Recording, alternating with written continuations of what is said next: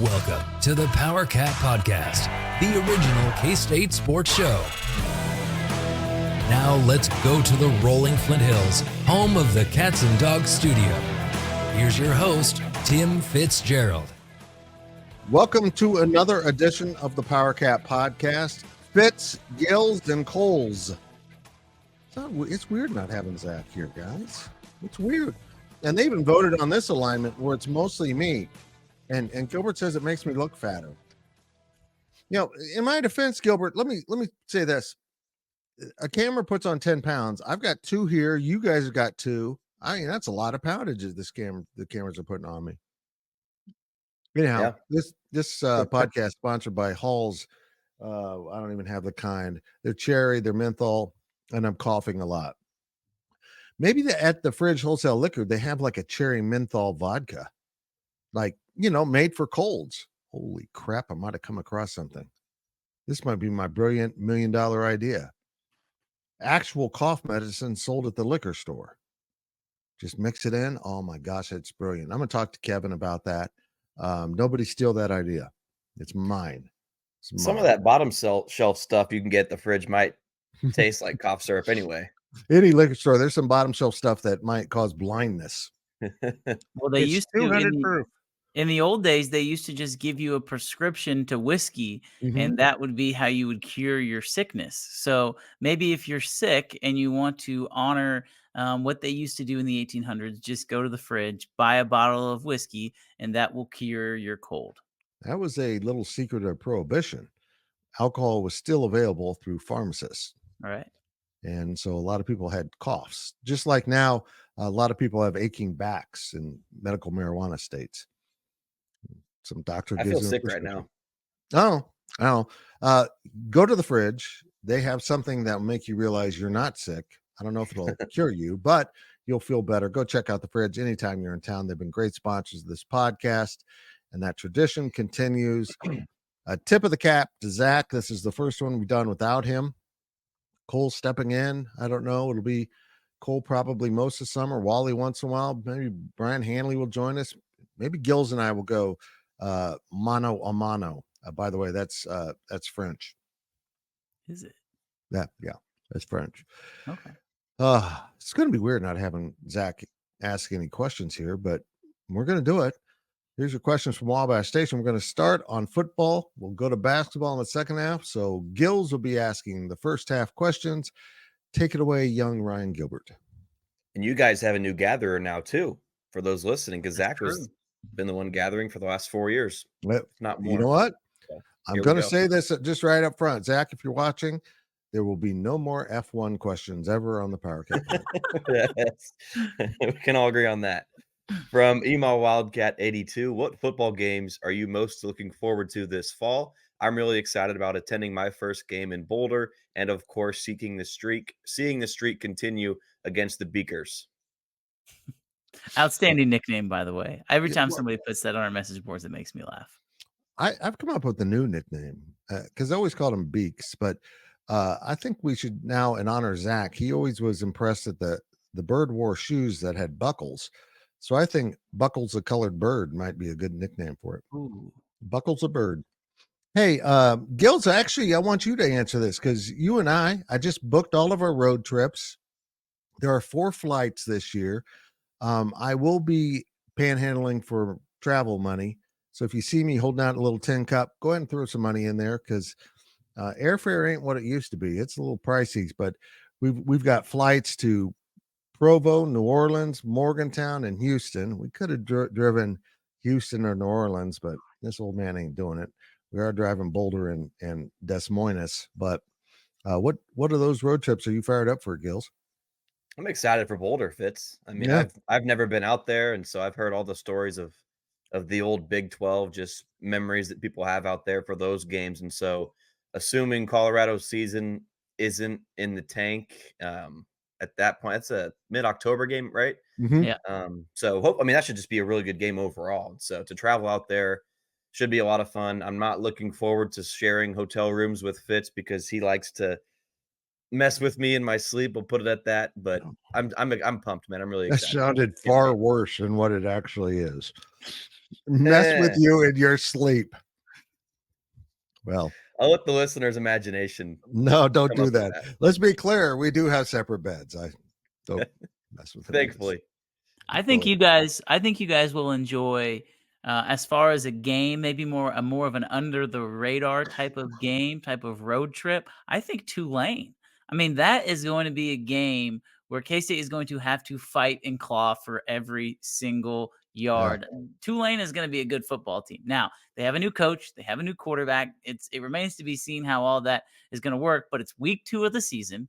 It's an 11 o'clock game. You're in a stadium that has, 20,000 max capacity. That place is going to be rocking. It's going to be full of the Green Wave supporters. I think there'll be some purple down there, but I don't think there'll be as much purple maybe as people are anticipating. People made their trip to New Orleans already. Yep. If that was on their bucket list, they went down. And so, I almost would go out on a limb and say the Tulane game might actually be more expensive to attend than the Sugar Bowl. Because if you remember, tickets were not that expensive for the Sugar Bowl. But with less seats, with a smaller stadium, tickets are going to be more expensive. So I think that's going to be a good game. I think K-State will still probably be double-digit favorites in that game, maybe even 2 touchdowns. But I think that could be a really fun game. It's going to be hot. And quite honestly, I do wonder if K-State's going to be acclimated to that weather, simply because that is a September game where it's going to be 95 degrees with 75 to 85% humidity. That's the key, brother. The humidity will be wild. It's an 11 a.m. kick. I do think a lot of K-Staters will skip that because they were just in New Orleans. Mm-hmm.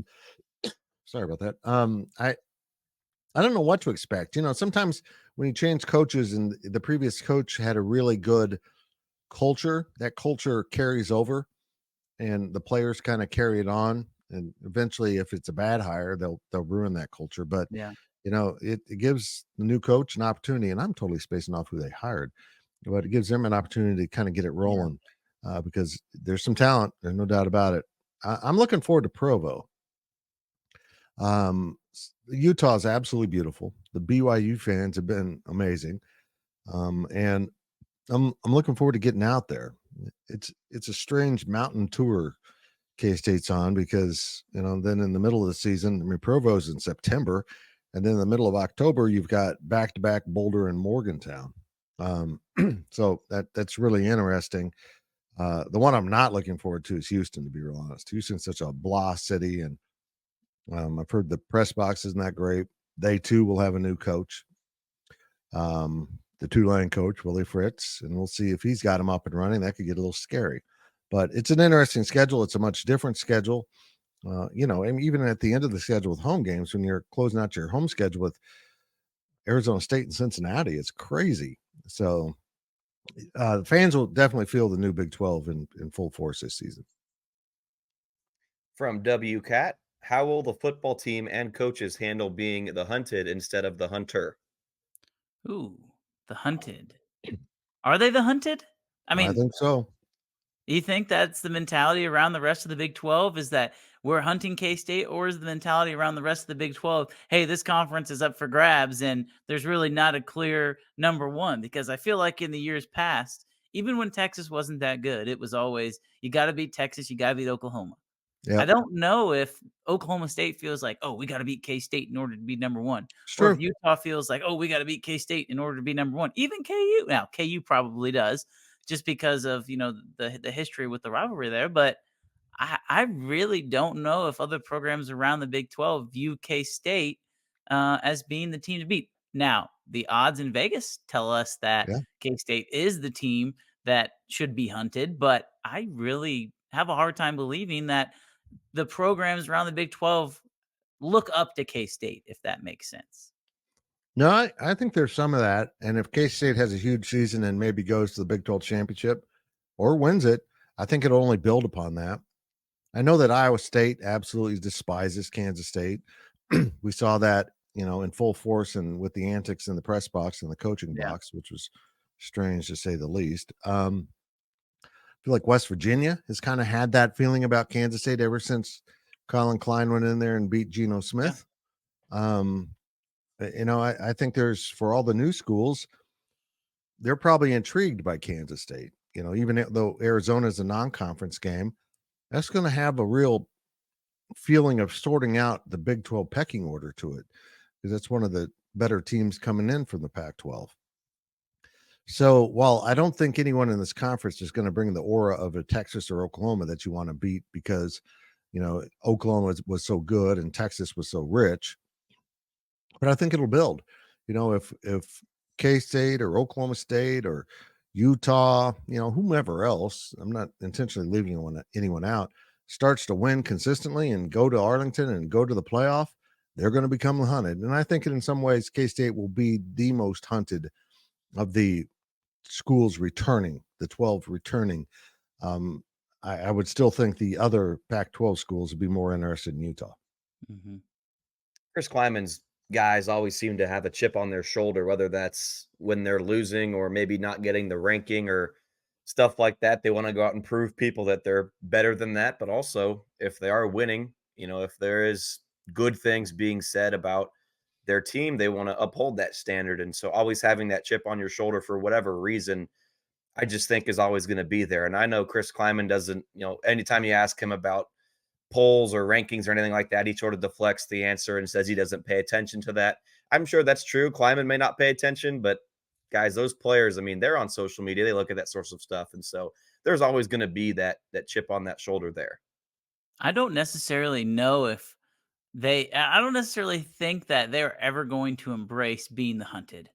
And I don't know if that's a bad thing, right? Like, this seems like a team who you brought it up, Gilbert, but like they seem like a team that even when they're going really well, nobody believes in us. You these teams, they overlook us. Like, they always find a way to keep that chip on their shoulder and not stay complacent. I think that's why they've been so good, is because that even when they beat the teams they're supposed to, they're able to go beat these other teams because they know that, well, yeah, we should have beat them, but nobody thinks we'll win this game. And I really do think that is a culture thing. I think you see it with the Chiefs. How many times do the Chiefs talk about, oh, well, nobody thought we'd be able to win, even though they've won 2 Super Bowls in a row and nobody's doubting them. Oh, nobody's given us a chance in this game. Like, I feel like there's some of that. And I know a lot of teams do that. But, I think with Chris Kleiman's group, it's like, you know what? They play with swagger, but they play with swagger because they fuel on the doubt from people or outside of the program. Right. I would agree with all that. It's just an interesting road schedule. It's going to be very challenging for Kansas State. I think in that locker room, the bar is set at the top rung. They're planning to go unbeaten, and that's never easy. Stuff can go wrong. But as you mentioned, Cole, September in New Orleans could be awful sticky. It could be really different. Then you've got high altitude games with, Provo and Boulder, and you got Mountain Moonshine game, West Virginia. If West Virginia is off to a good start, that game will have a lot of meaning. Oh yeah. And that's entirely possible. Houston, I think, will be recalibrating, but I guarantee you this: Willie Fritz is going to look at Kansas State as the standard bearer of this conference, because he's familiar with the program from afar and from being in Kansas for so much. And I just really think it's going to be a very interesting journey if Kansas State wants to get through this unscathed. This team is going to have to be incredibly businesslike and just, go out there and take care of business. And with a young quarterback and a lot of young players, it's worrisome that the focus could be lost. But we've met Avery. It doesn't seem like a kid that will lose his focus. But my biggest fear is he's going to be headhunted. There's going to be a thought with some coaches that Avery is the team, and if you take him out, you're going to win. And I know that sounds paranoid, but I saw it with Colin Klein. I saw some of the nonsense that went on the field, twisting ankles. Well, we saw with TCU what happened with Adrian Martinez and Will Howard. Just going after the quarterback. So it's going to be very interesting to see if they can protect Avery, and if Avery is as elusive and is able to, miss that direct contact, kind of like Deuce Vaughn always did. You very rarely got a square shot on him. And I think Avery has that gift too. It's just going to be a really interesting season. It's going to be so redefining of what this conference is about. Mm-hmm. Well, if K-State if they keep winning games early on in the year and Avery Johnson sort of lives up to the hype that we're all placing on him, and K-State's playing in prime time, all that stuff. Cole, you mentioned that you don't think K-State can ever be the hunted, right? If the stars sort of align, if everything goes right, you know, as it's planned, in the coach's eyes and stuff like that, I can see it, but it would take a lot. It would take, and if you're a K-State fan, you would want that though. You would want Avery to live up to all that, everything that's been placed on him, go down the line. And so maybe this year, but if K-State can, win the Big 12 next year, moving forward, the years after that, and K-State maybe plays a different brand of football, which Avery Johnson is certainly a flashy player. So if all those things can happen, then maybe I can see it. But I'm probably with you right now, Cole, that I just don't know if K-State will ever be that team for this season. I think part of that is, the last thing that I have to say on this topic is K-State is always going to have that card of there's somebody better than us, right? Because even if K-State goes 12-0, they're not going to be the number one team in the country. Nope. They're just not.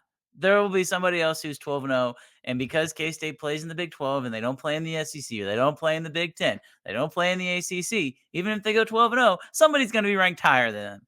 And so they'll have that chip on their shoulder of, oh, well, we're better than them, but they don't believe in us. And so well, you speak the truth, young man, because Kansas State isn't nearly as respected as Florida State, and they did it to them.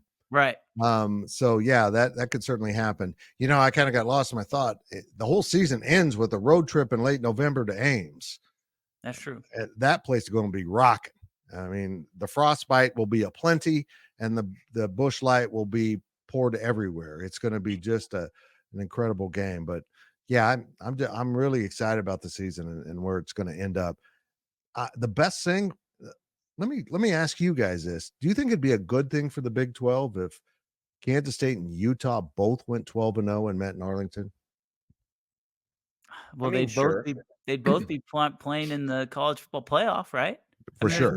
There's no way you keep a 12-1 team out of the college football playoff. So yeah, I think it would be, but I also could see a world where maybe that's not the greatest thing, because that means that the rest of the conference is probably down a little bit, and so they got a lot of L's on them. Yep. Yeah, and so I could see a world where an 11-1 versus a 10-2 Big 12 championship game happens, and maybe both of those teams find a way to get into the college football playoff at 11-2.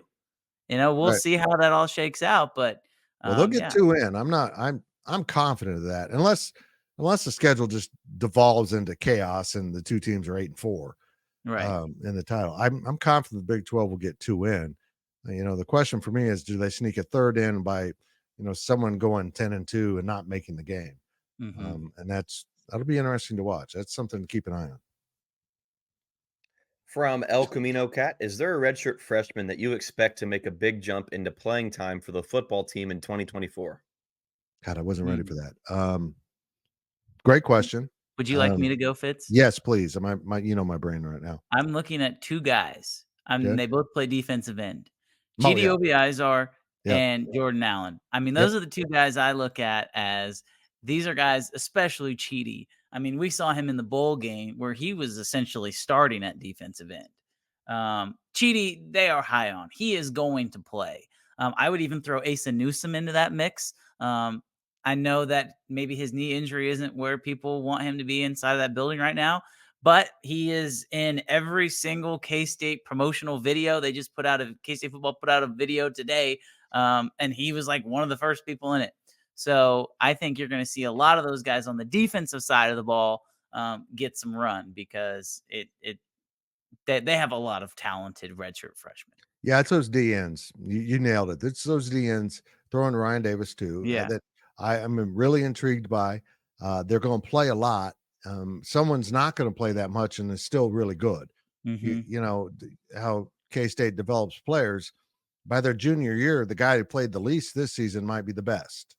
So we'll see how that develops, but I think it's Chidi. Man, that dude looks legit when he walks into the interview room. more so than Felix and Udike Uzama did. I mean, when Chidi walks in, you're going, that is a massive human being.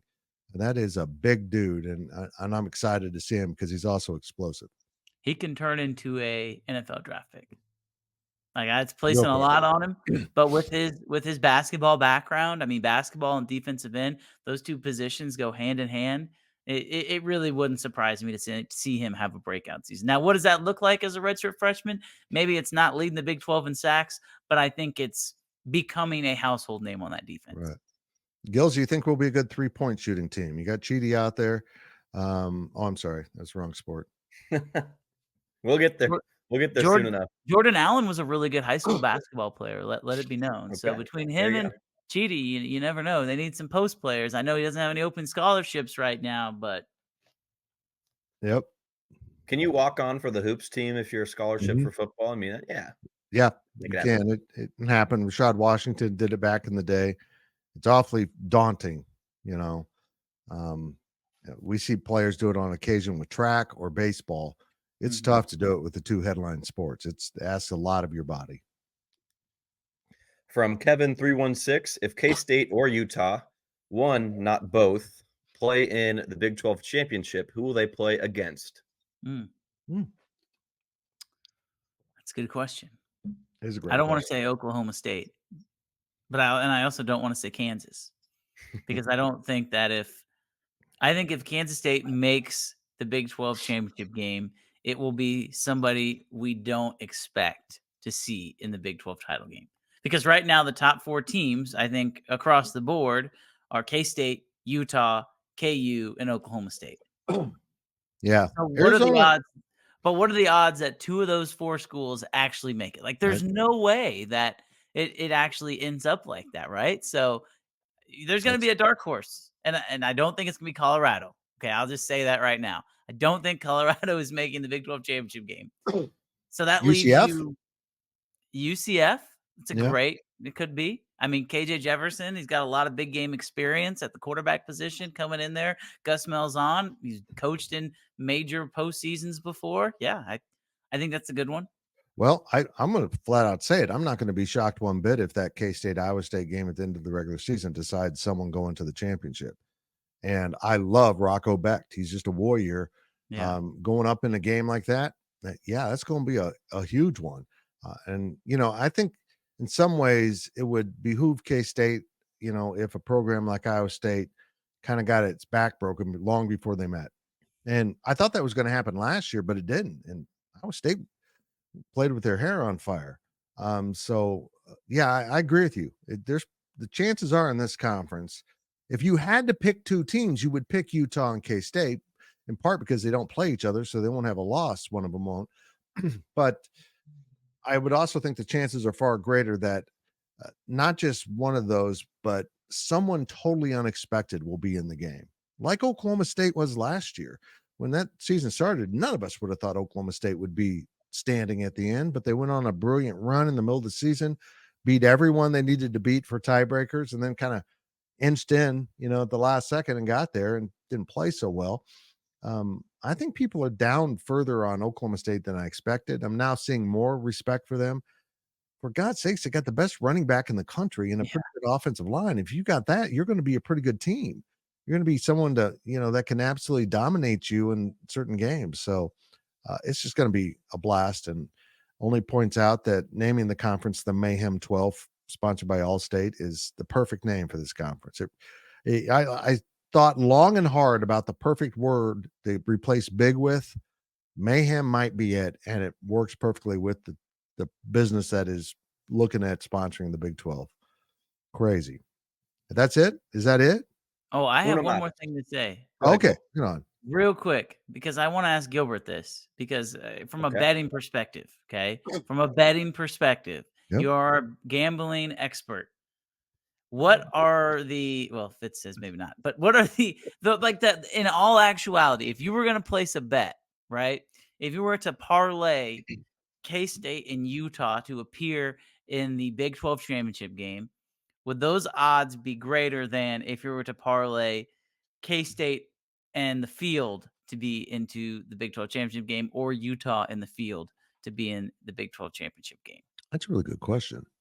I mean, I would love the field. I'm not sure what would have better or worse odds, but like you said, Cole, it never works out the way you think it's going to work out. So because I there's believe going those to are the be, two teams that have the shortest odds to yeah, win the conference right now. So you would think that like maybe those two teams would be the quote unquote betting favorites to make the game and play each other. But I wonder if it would actually be like that. We know this about the Big 12. If you think you know everything about the Big 12, you don't know jack crap, because the Big 12 can just devolve into total chaos at any moment. We've seen that year in and year out. I mean, heck, it was Baylor and Oklahoma State a few years ago in the title game, and then TCU and K-State. It's just been really wild for the last 3 or 4 seasons, and we'll see what this season brings with the newcomers. I think my favorite storyline to watch is how do these Pac-12 teams adjust to the Big 12? I mean, they've gone up against really good teams in the Pac-12, particularly last year with Oregon, Washington, USC with all that talent. There's some really good teams, but they didn't have the week in and week out grind, and they're going to face that. They're going to end up in Morgantown, and let's just hypothetically say West Virginia is 2-4, and you're going to go to Morgantown and get your ass kicked. And that's just the way this conference works. There are so many traps laid around the conference. And, Iowa State is always awful to go to. Even if Oklahoma State's bad, ask K-State about that. Last year, they weren't very good when K-State rolled in, and they rolled out with a loss, and Oklahoma State started to play a much better football. So this conference is unpredictable from week to week. In some ways, it's probably the most enjoyable conference on which to bet if you're a sports bettor. And in other ways, it's the conference you want to avoid because it's so volatile. Yeah. That's it for the first half of the Powercat podcast. I hope you come back for the second half. Ryan Gilbert's going to answer a bunch of basketball questions, and I'm going to nod my head. You want to know why? Because Ryan Gilbert is really smart. Yeah, that was a lie. He'll be back. We'll be right back after these messages from our sponsors. Please visit the Fridge Wholesale Liquor, located at the corner of Claflin and Westport Road in Manhattan, Kansas. Welcome back to the show. Let's return to the Cats and Dogs studio. Welcome back to the show. I forgot to hit the music again. You're I'm fired. a horrible producer. I know I'm a horrible producer. Ryan Gilbert there in his corner. You can't keep baby in a corner, but you can Ryan Gilbert. That was an old movie reference, kids, that you don't get. Cole Carmody with us in the rotating chair. Hopefully it'll be cold most of the summer. But when you get in the fall, he's got a real job. He's got responsibilities. He's an adult. Gilbert and I aren't. Not at all. And in fact, the dogs are with me today. Dude's behind me, strangely. I don't trust him. If you see dude get up, someone let me know. And if he's, got his fangs out, and this might be the moment he turns on me. Okay. I'm on dude patrol duty. Daphne's in her chair asleep. You said I'm an adult, Fitz. I'd like to point out that I made my first adult purchase today. Yep. I did buy a new car, and let it be known that I had a 2010 Camry before, and I just decided to keep it in the family with a 2024 Camry. So my silver Camry is upgraded with a new silver Camry. I'll miss the old silver Camry, though. Can you do that with your wife, Fitz? I'm not. No, I'm not trading. I'm not trading her in on a new model. That model's really good, and keeps me in line, and make sure I'm not a total boob. I'm mostly boob. That should be my shirt says mostly a boob. Let's remind everyone we're sponsored by Fridge Wholesale Liquor. If you're going to do some drinking and you need some alcohol, then that's your place. That's pretty simple. But when you come into town this fall, make sure you stop in the Fridge and load up with your tailgate needs. There's nothing quite like the spectacle of trying to go to the Fridge when you forgot that it's Thursday and the next day is Fake Patty's Day, or it's New Year's Eve.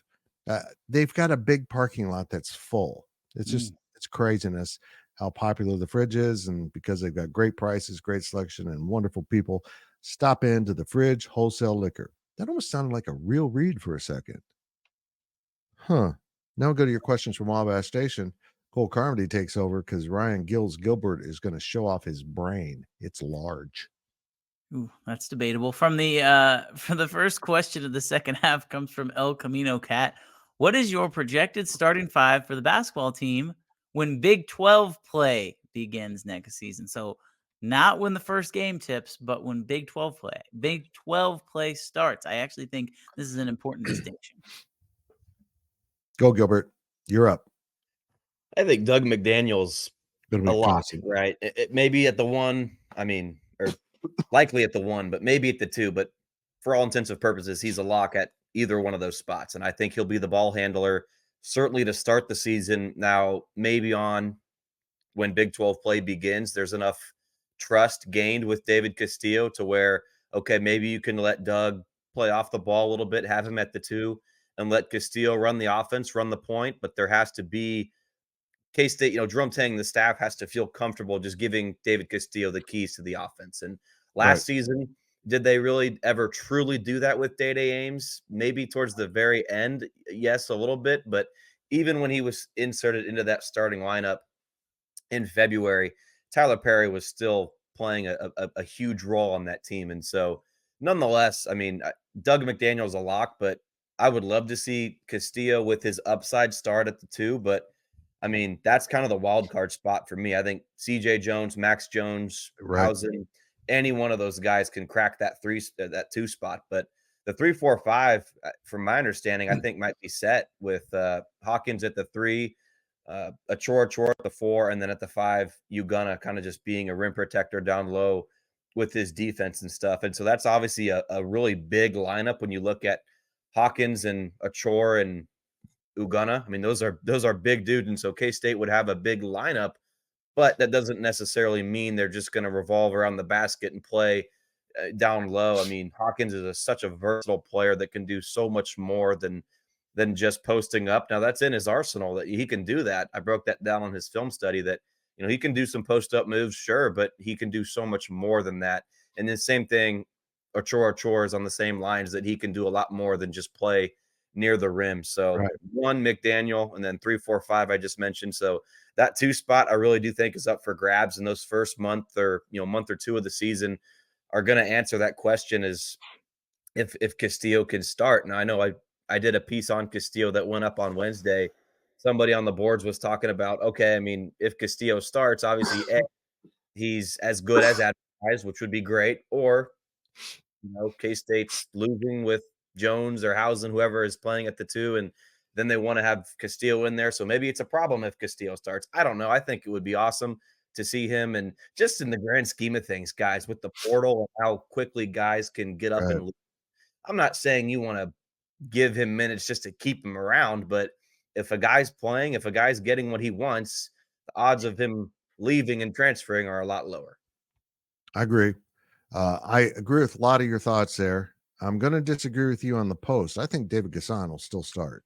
Yep, that's what I was going to say. Yeah, I think the big guy will kind of come in and be the defender. He might be on the floor at the end of the game, but Gasson will be out there quite a bit. And I think Gasson goes back to the post in some ways, but maybe Achor does. But, I heard some national guys talking about K-State signed 3 posts. Well, look, 2 of them are 3 and 4 players. They just had to play the post on their old teams.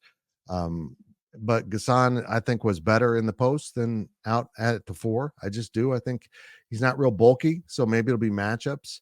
But I agree with you. I think the 2 spot is the unknown. I'm going to go with Max Jones at that spot.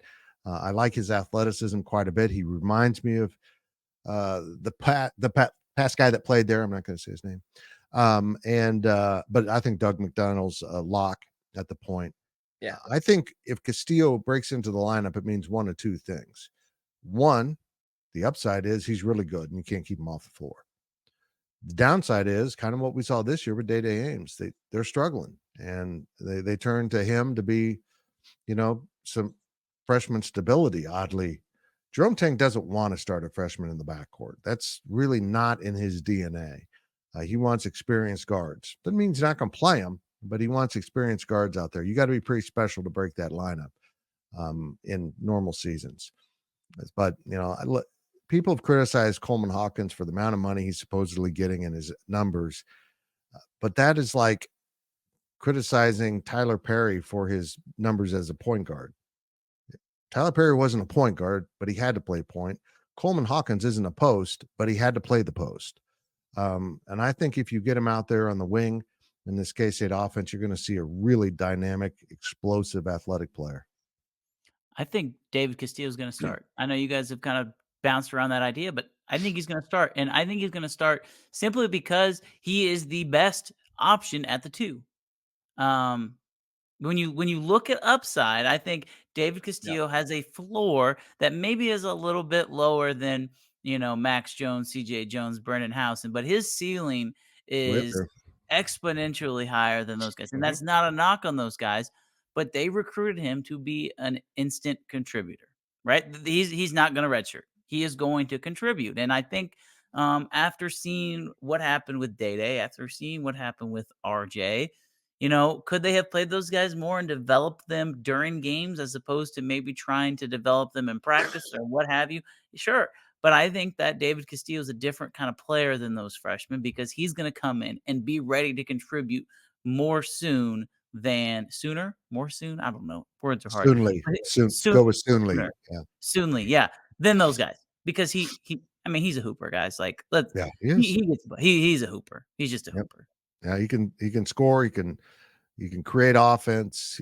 He was extremely well coached, let's be honest. Clint's probably an outstanding coach and probably has him ready to play at the next level. And I think there'll be times when you can't keep him off the floor. I just don't know if he'll be in the starting lineup.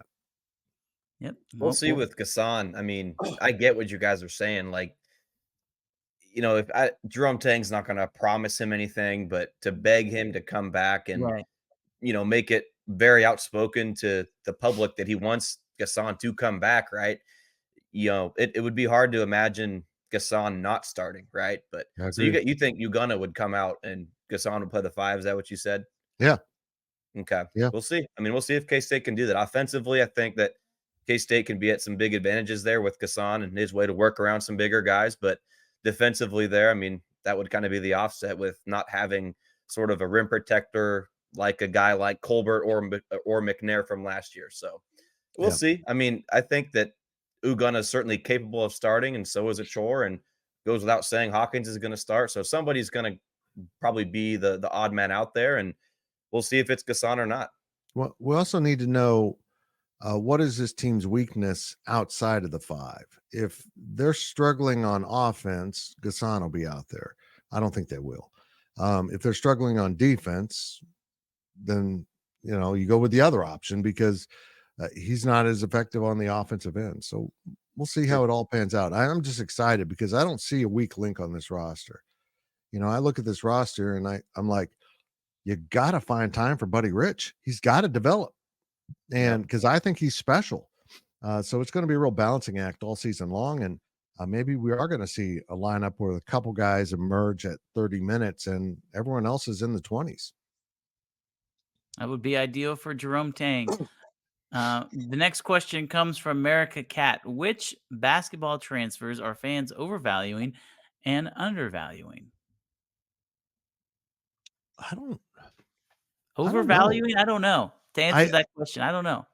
I don't know if anybody's overvaluing. Like, what is a certain value? And I tweeted this out. I know I'm answering the question after I just asked it, but I think we hear value, and your mind goes to money. At least that's where mine goes to. And so with this whole Coleman Hawkins stuff, the reported $2 million in NIL, whatever, right? Like, is that what is it? Did K-State overpay? Like, is he overvalued for that? Like, I don't think so. Does he help K-State win? If the answer is yes, then what's the overvaluing? I mean, if you expect him to score 30 points a game and be a first team All-American, then yes, you're overvaluing him.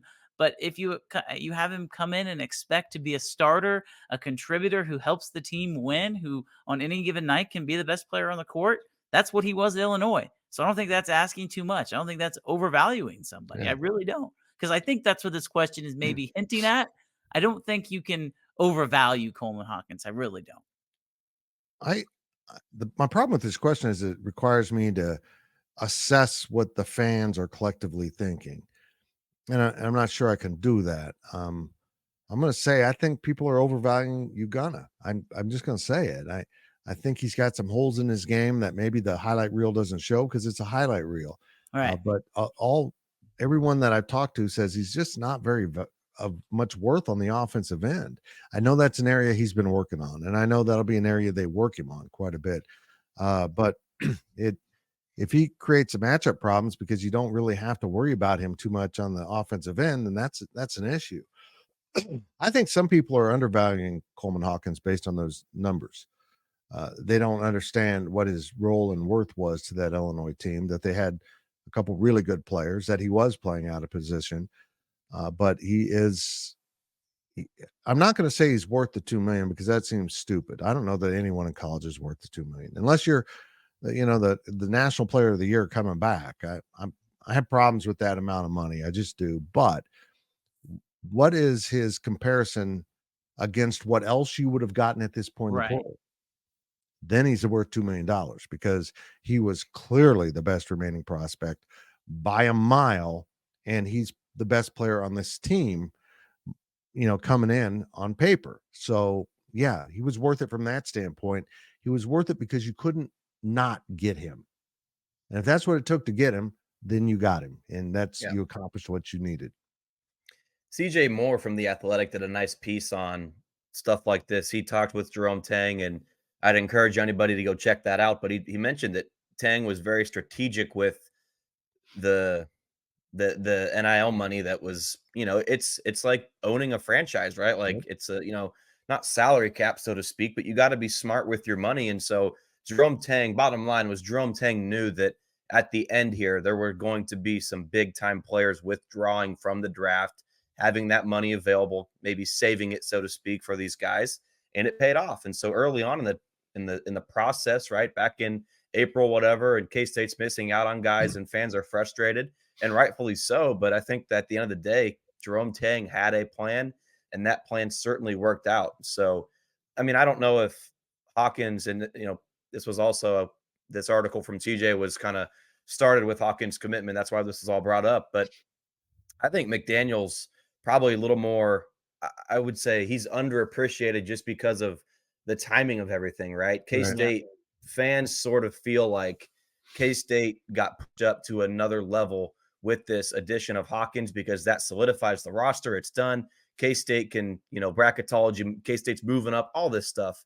And you kind of overlook Doug McDaniel also just because of the fact that was, 2 months ago when McDaniel committed. And so I think, McDaniel's stats in the Big Ten certainly were better than, Hawkins. But to be fair, right, Coleman Hawkins is playing on a much more balanced team. And so with McDaniel on a team that won 8 games is going to have to score more points on a much poorer roster, so to speak, right? Yeah. But so, we can go down the line, and we're not going to do that, but there's arguments to be made for every player being undervalued or overvalued, whatever. But I think Doug McDaniel is being, he's a sleeper guy that, fans need to be ready for. And, there's a reason, guys. Jerome Tang and his staff went after McDaniel at the very beginning of this transfer portal cycle. They made it a priority to lock him down, get him to commit, and there was no games. McDaniel didn't go out and visit elsewhere. And, not that Hawkins was playing games or anything like that, but, he was scheduled to visit, was it Louisville?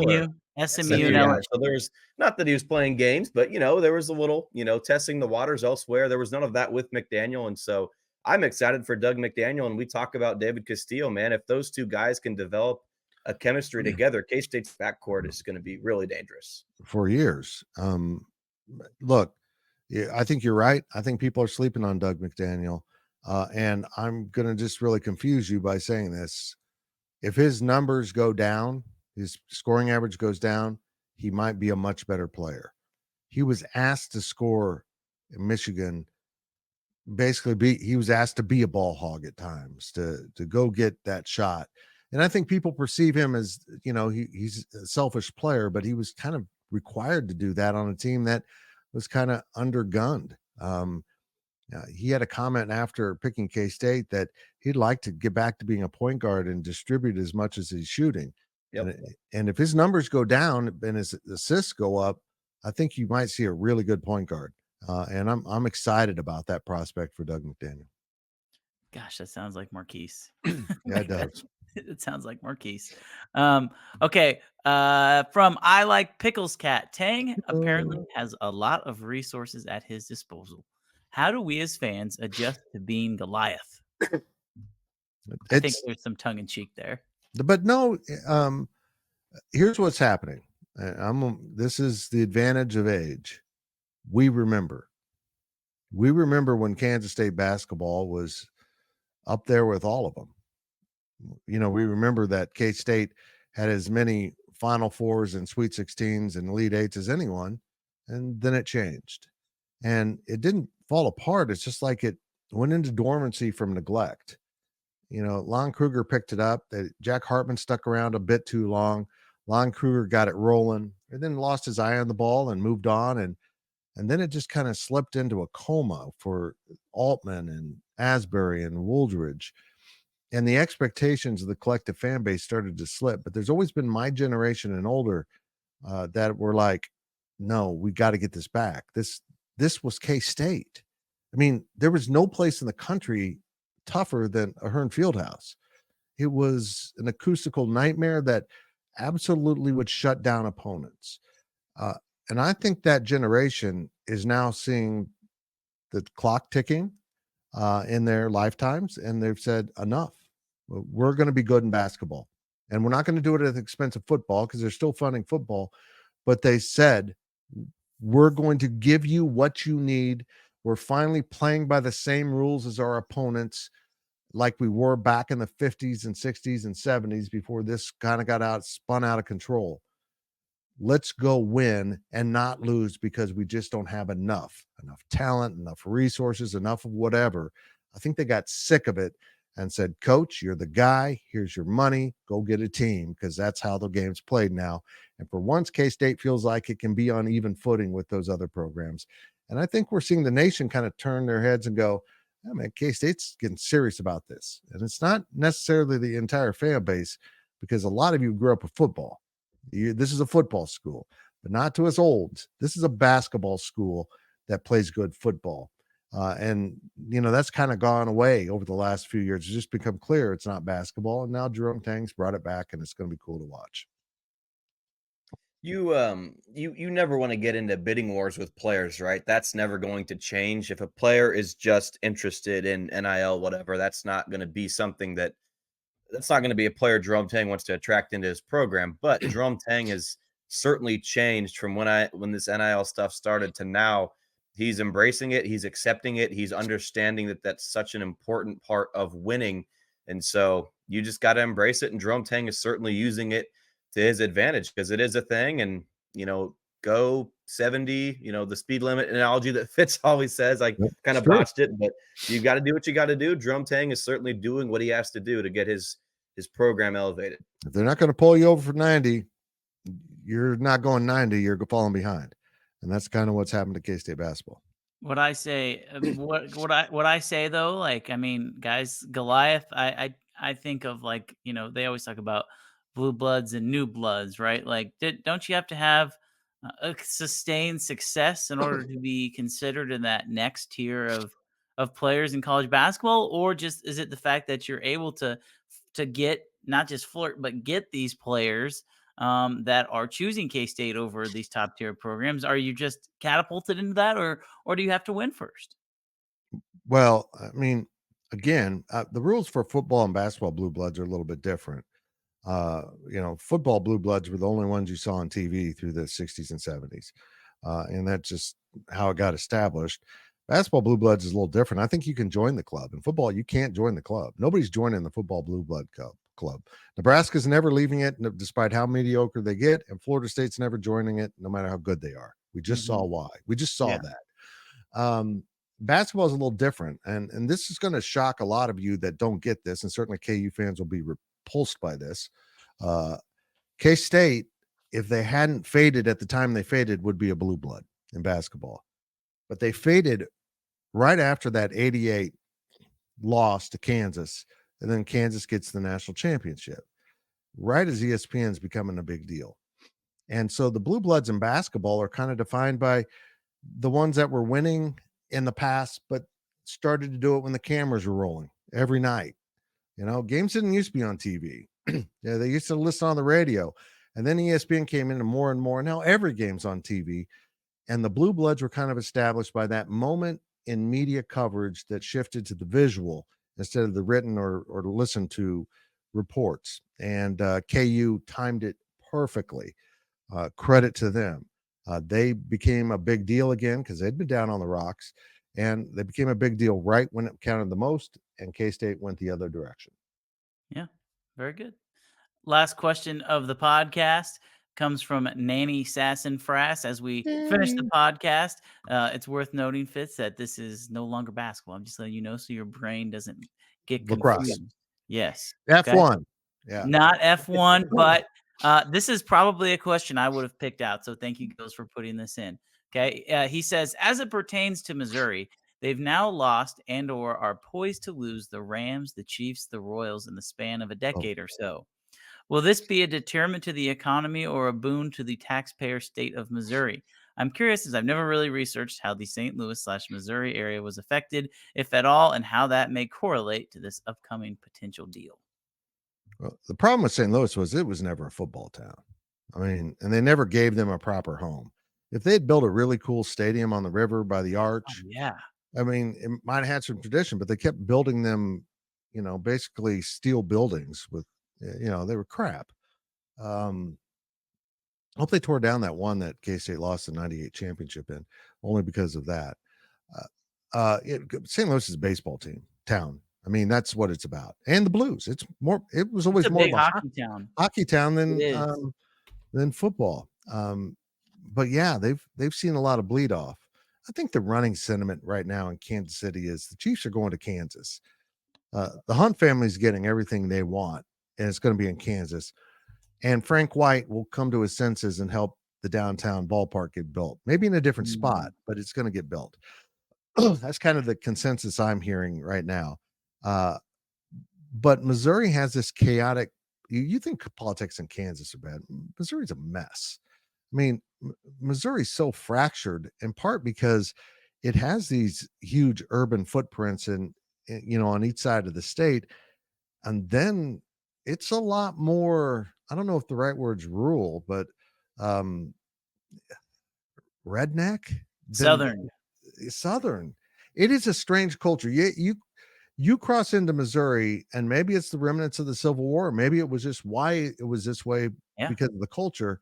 But you're in a southern state. You really are, particularly south of I-70. You're in a southern state. There's no doubt in your mind when you're around the culture. So it's this weird mashup of things. Where Kansas is, you've got population on the east side, and you've got agriculture on the west side.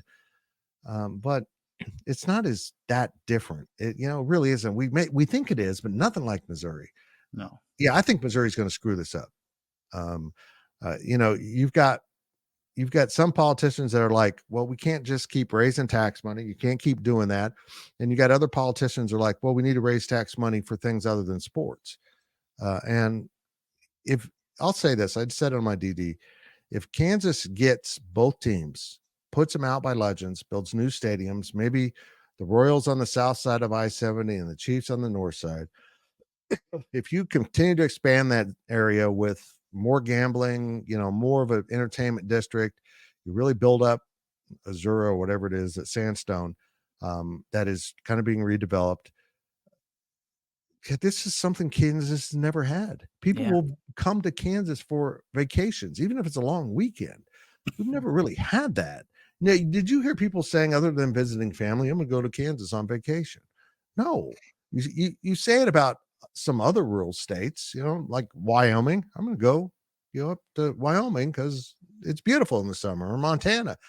You don't do that with Kansas. You do it with South Dakota, but this is redefining for the state, and it's why it's so important. As long as they can make it so it doesn't collapse the state's budget, and that's got me back to my other point that if you want to watch the DD, you can find out what that is.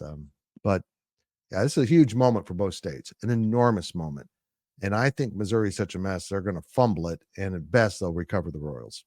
I don't think they're keeping the Royals, Fitz. I after listening to and seeing everything that the mayor has talked about with the divide that exists in Jackson County, it's just ridiculous. Like, why is everybody not pulling on the same end of the rope as Bobby Witt Jr.? Bobby Witt Jr. says end of the string, which I think is hilarious, by the way, pulling on the same end of the string. But nobody is working together on this thing. And so I don't think it's going to get built in Missouri. I think they're going to come to Kansas. And I think that it will have, you talk about a perfect place for the Big 12. Now you don't have to worry about keeping your championships in Texas. Put them in a centralized location in a state where there are 2 universities that represent it, and Kansas could become the flagship state of the Big 12.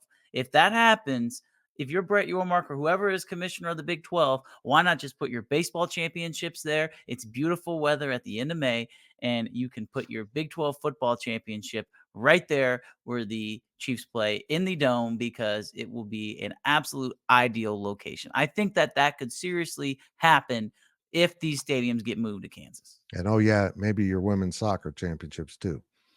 And if you start auto racing, you get that covered. F1? Is that a Big 12 sport? Damn it, we wandered into it. Oh God, Zach got his way. No, I'm really excited to see what comes of this. And you're right, Cole. There's another angle here that nobody's really talking about. Kansas gets the Royals, but in South Johnson County. I just screwed up my directions. Way out there in Johnson County. I mean, the part that didn't exist when I was there, it was Stanley was rural. There's a space down there supposedly that is perfect. I don't think you can go that far out. I don't think you want to go that far out. Off of I-70 and off of 435. I don't think that's a great idea, but that's another option. It's going to be very interesting to see how this shakes out. Kansas might have made a proposal, but there's still a lot of questions about the funding, and that's exactly what I addressed in yesterday's daily delivery. Here's some good ways to shore up that funding to try to keep this off the back of the taxpayers. Let it be send taxes that pay for this, so we can all send together in one spot. That's a great sales pitch right there. Is that it, boys? Zach would be proud of me. I allowed you to plug in the DD here on the podcast with a question. Yep. You're a pro already. You're a pro, man. There's no doubt about it. You are Ryan Gilbert. That was Cole Carmody, and I'm Fitz, and that has been the podcast. I'm also producing. That's why I'm looking down. We'll talk to you next week. This has been a GoPowerCat.com and Spirit Street production. Please support this show by subscribing to this YouTube channel or follow us on your favorite podcast platform.